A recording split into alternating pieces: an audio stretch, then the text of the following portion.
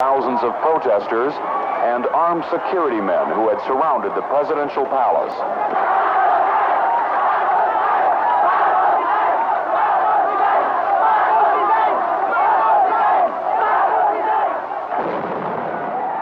Professional military should stay in the barracks because of the fact that they have to accept civilian supremacy over the military. What happened during Marcos's time?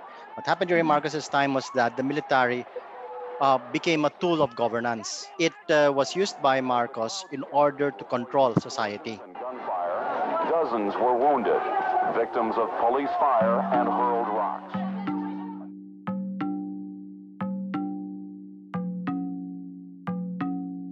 The mandate of a military is actually to defend the territorial integrity of a country, against foreign enemies specifically. That's why you have a military, But yung characteristic ng military kasi natin, it is prone to intervene internally. Why? History, basically. However, the truth of the matter is that the Philippine military is traced to the counter-guerrilla or counter-revolutionary effort of the United States colonial powers here in this country. So when the Americans fought against us during the Filipino-American War, they enlisted the some Filipinos into certain groups like the Philippine Scouts and eventually the Philippine Constabulary. And this became the genesis of today's modern military. Hindi yung, not the revolutionary groups.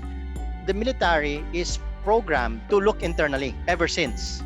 So it wasn't really difficult for Marcos to unleash the military on the Philippines as his tool, to suppress dissent and what have you. So I do remember, for example, that the military and the police would really lord it over in matters of censorship.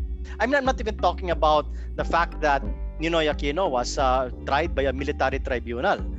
Yun, sobra na yun. No? Why is a civilian being tried by a military tribunal? So kita mo, hindi lang sa judicial pa, pinasukan ng AFP. It was that level of involvement in our affairs. No? So it was the bizarre, like I said, the censorship was so bizarre, everything was right. It was that bloody, okay? You had that, and at the same time, you had also the cult worship of Marcos. Okay? It was a strange time to live in, dangerous to be exact.